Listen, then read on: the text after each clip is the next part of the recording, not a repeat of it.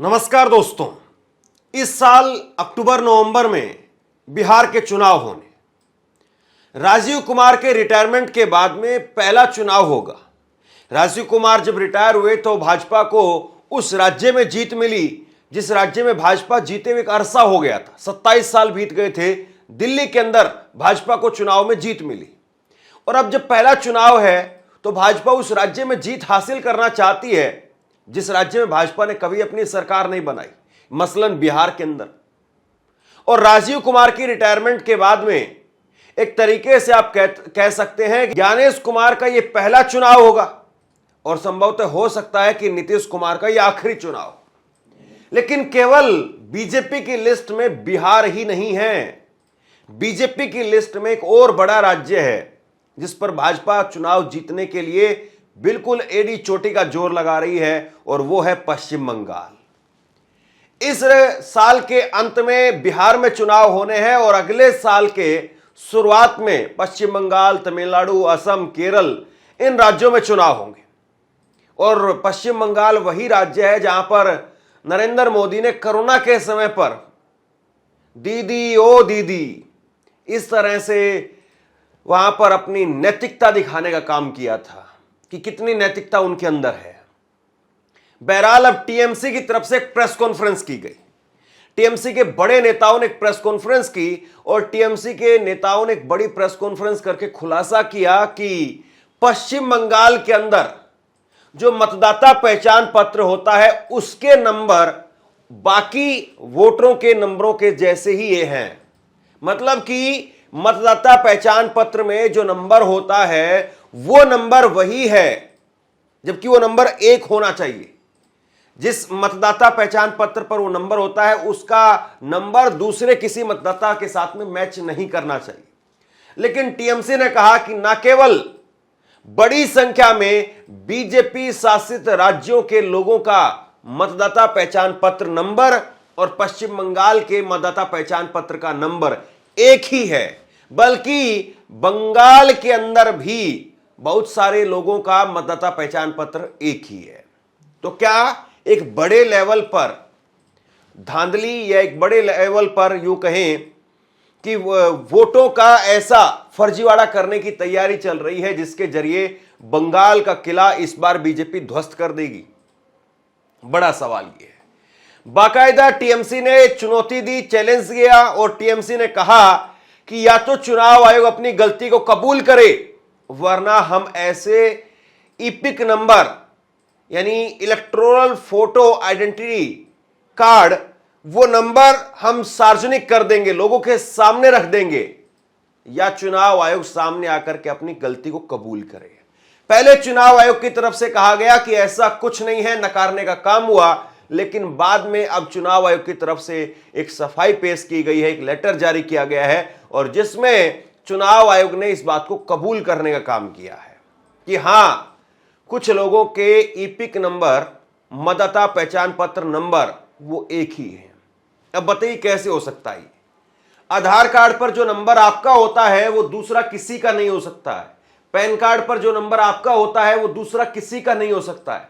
आपका जो mobile number होता है वो दूसरा किसी का नहीं हो सकता है। इसी तरीके से मतदाता पहचान पत्र पर जो नंबर होता है वो दूसरा किसी का नहीं हो सकता।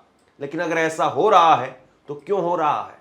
और सवाल इस बात का है कि क्या चुनाव आयोग वो इंतजार करता है कि कोई आए उसके पास में तभी वो एक्शन लेगा? चुनाव आयोग इस बात को अब कबूल कर रहा है, मान रहा है कि हां, कुछ लोगों का ईपिक नंबर 1 हो सकता है, लेकिन विधानसभा अलग अलग होंगे, राज्य अलग अलग होगा।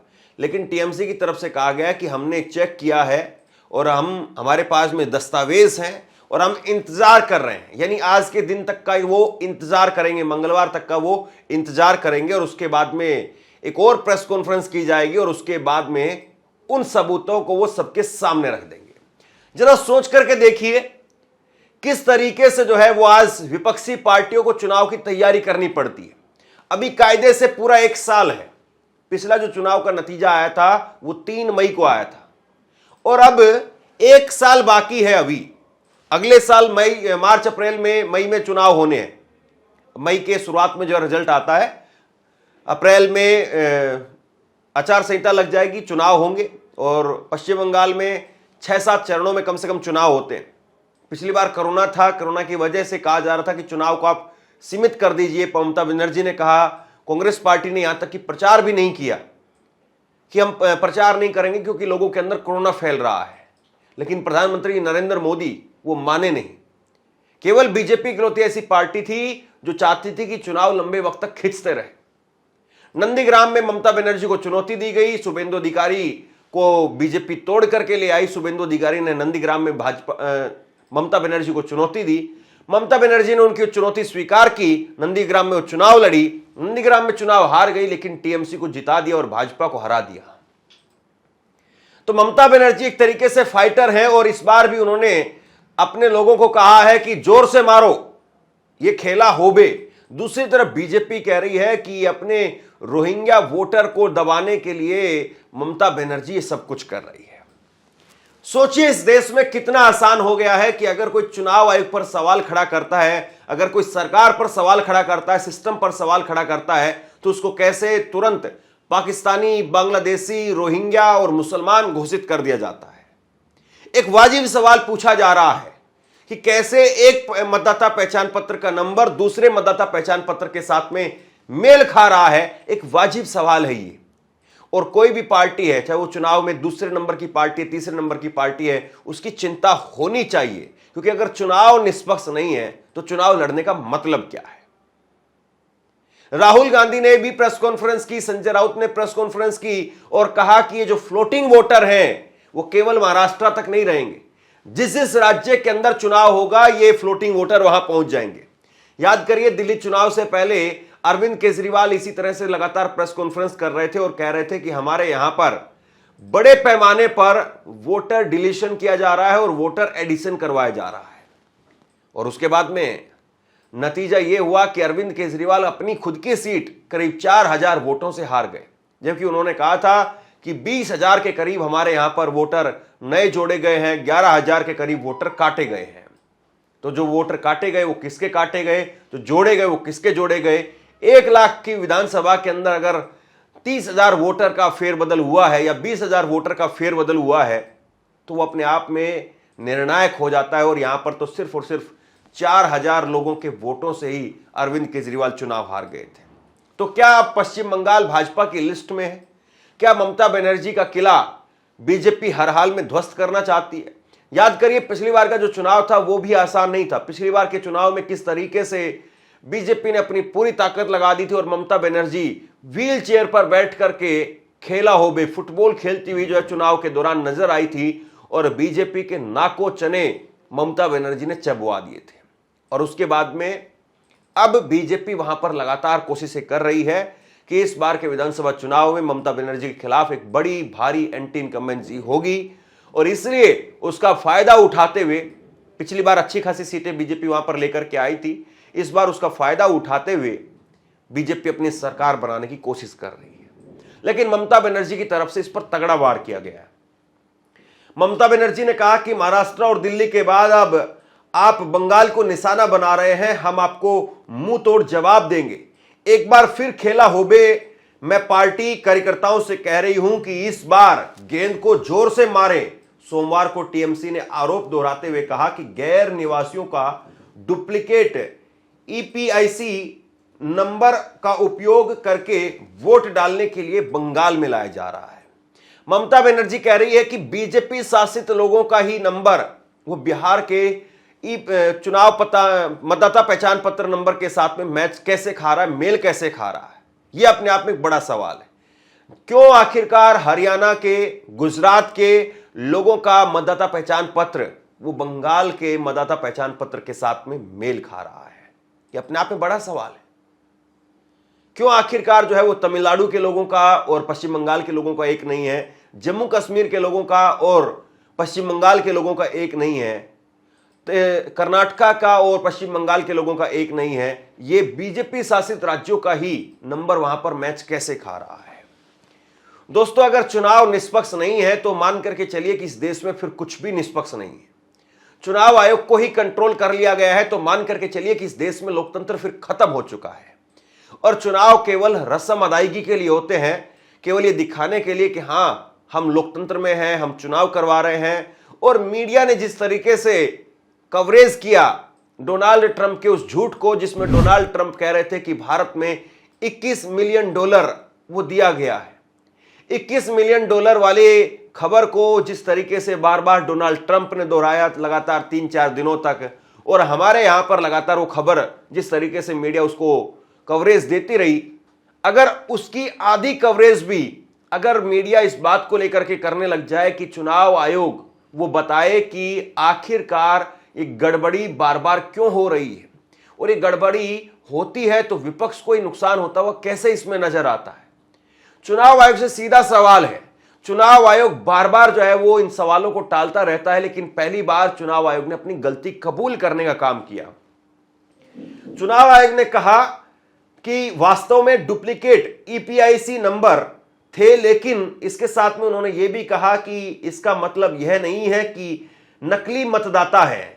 चुनाव आयोग ने कहा कि ईओनेट प्लेटफॉर्म शुरू होने से पहले विभिन्न राज्यों द्वारा जारी किए गए ईपीआईसी के लिए कार्ड एक ही अल्फान्यूमेरिक सीरीज का उपयोग करते थे, उसमें ईपीआईसी नंबर की नकल की अनुमति मिल गई। हालांकि पहचान दस्तावेज पर अन्य विवरण, नाम, पता, निर्वाचन क्षेत्र, मतदान केंद्र अलग अलग होंगे। तो चुनाव आयोग कह रहा है कि हो सकता है कि हमारे ईपीआईसी नंबर जो है, एपिक नंबर यानी, वो एक ही होंगे, लेकिन ये जो एपिक नंबर हैं, मतदाता पहचान पत्र नंबर, वो अगर एक है भी तो भी नाम अलग अलग हैं, निर्वाचन क्षेत्र यानी विधानसभा अलग अलग हैं, राज्य अलग अलग है। अब सवाल इस बात का है कि क्या चुनाव आयोग किसी का इंतजार कर रहा था कि कोई आएगा, शिकायत लेकर के आएगा, तब जाकर के हम इसको अपडेट करेंगे, तब जाकर के हम इसको ठीक करेंगे, जबकि चुनाव आयोग का अपने यहाँ एक खास बजट होता है। चुनाव आयोग ये कहता है कि हमने बहुत मुकम्मल तैयारी कर ली है। राजीव कुमार प्रेस कॉन्फ्रेंस करके बड़ी बड़ी शायरी सुनाने का काम करते थे, ज्ञानेश कुमार किस तरह की प्रेस कॉन्फ्रेंस करेंगे देखना बाकी है, क्योंकि राजीव कुमार ने कभी इन दोनों को बोलने का मौका तो दिया नहीं, केवल वो खुद ही बोलते थे, खुद ही शायरी करते थे, ये तो बस साइड रोल में बैठे रहते थे। अब ज्ञानेश कुमार जो है वो बताएं कि क्या विपक्ष की पार्टियां जब आप पर आरोप लगाएंगी, सवाल उठाएंगी, तभी जाकर के आप चौकन्ने होंगे, तभी जाकर के आप एक्शन लेंगे। सवाल सीधा सा है और सवाल यह है कि आखिरकार इतने बड़े पैमाने पर अगर लगातार आरोप लग रहे हैं तो क्या चुनाव आयोग की निष्पक्षता बची भी है? आप याद करिए, महाराष्ट्र चुनाव के बाद में आरोप लगे कि महाराष्ट्र में जितने वोट डाले गए हैं उनसे ज्यादा वोट गिने गए हैं। महाराष्ट्र में पिछले 5 साल में जितने वोटर नहीं बढ़े, उससे ज्यादा वोटर लोकसभा चुनाव और विधानसभा चुनाव के दौरान यानी 5 महीने के अंदर अंदर बढ़ गए। ये सारे आरोप जिस तरीके से लगे, उससे एक बात तो बिल्कुल स्पष्ट है कि चुनाव आयोग की साख बिल्कुल इस वक्त में सवालों के घेरे में है। राहुल गांधी ने कहा कि एक ही बिल्डिंग के अंदर 7,000 लोगों का वोट कैसे बन सकता है। यह अपने आप में हैरानी की बात है। अगर वाकई ये फ्लोटिंग वोटर यानी जो वोटर बढ़ रहे हैं, अगर ये वोटर हर चुनाव में और खास तौर पर जहां पर विपक्ष की सरकारें हैं वहां पर अगर बढ़ रहा है और लगातार चुनाव से पहले ये सिस्टम एक्टिवेट हो जाता है, तो फिर क्या वाकई चुनाव का कोई मतलब भी बचा? दूसरी बात, ये जो 39 लाख वोट कहाँ से आए और कहाँ जाएंगे? अब ये 39 लाख वोट बिहार में जाएंगे। अब वो फ्लोटिंग वोट्स है, वही नाम रहेंगे, वही आधार कार्ड रहेगा, सब कुछ यही है। वो वोटर्स घूमते रहते हैं, थोड़े दिल्ली में आए हैं, महाराष्ट्र पैटर्न वहाँ भी हमने देखा, कल हम दिन भर थे 2 दिन यहाँ। अब ये 39 लाख वोट जाएंगे बिहार में, फिर बिहार से जाएंगे यूपी में। ये एक नया पैटर्न यहाँ बन गया है और यही पैटर्न से ये लोग चुनाव लड़ते भी हैं और जीतते भी हैं। इसलिए आज जो सवाल हमने राहुल जी के नेतृत्व में खड़े किया है, चुनाव आयोग पर आरोप लग रहे हैं, लेकिन जवाब देने के लिए भारतीय जनता पार्टी मैदान में है।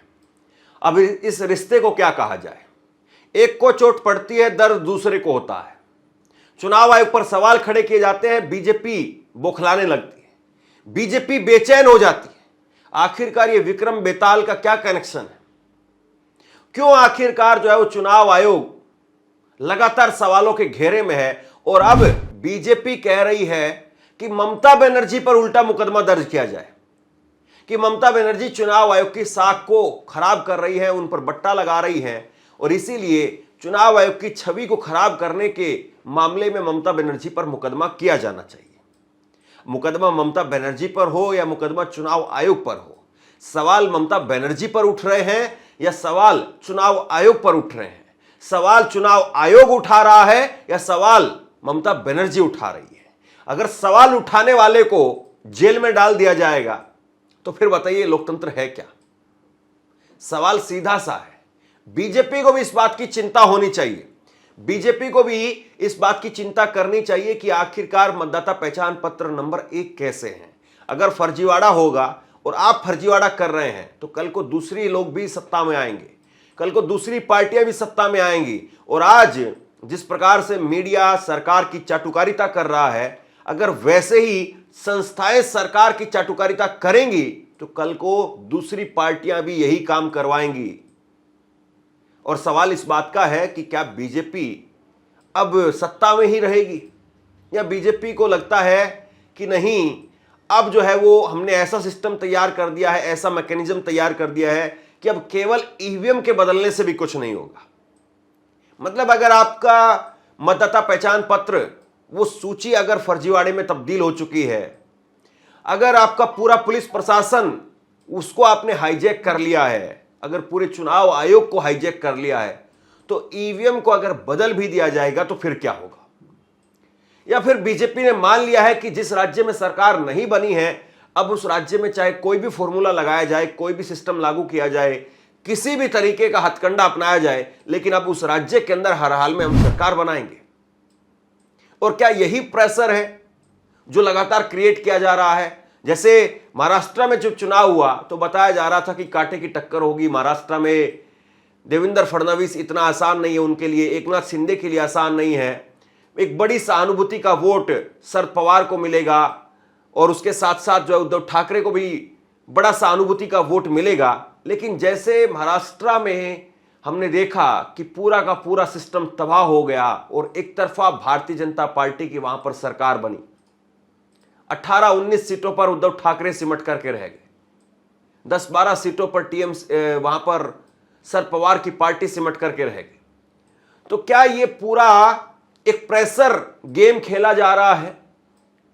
हमने देखा दिल्ली के अंदर तमाम बड़े नेता अपनी सीट हार गए, केवल आतिशी को छोड़ करके। ना सिसोदिया जीते, ना अवध ओझा जीते, ना अरविंद केजरीवाल जीते, तकरीबन सारे मंत्री उनके चुनाव हार गए। क्या इसके जरिए एक प्रेशर बिल्ड किया जा रहा है? और ये प्रेशर ये दिखाने का काम करता है कि चाहे कुछ भी हो, चुनाव तो हम ही जीतेंगे। और इसी के तहत अब बीजेपी पहले पश्चिम बंगाल को, छोटा सा पैच, पहले इसी के तहत पहले बिहार को जीतने का काम करेगी और उसके बाद में सारा प्रेशर वो कन्वर्ट हो जाएगा पश्चिम बंगाल के अंदर। सोचिए, इस देश में लोकतंत्र का ढोल पीटा जाता है, Narendra Modi mother of democracy की बात करते हैं, लेकिन क्या वाकई ये मदर ऑफ डेमोक्रेसी के सिंबल है? आप क्या सोचते हैं? चुनाव आयोग को इस पर क्या जवाब देना चाहिए? चुनाव आयोग क्या पूरी तरह से बीजेपी के हाथों की कठपुतली बन चुका है?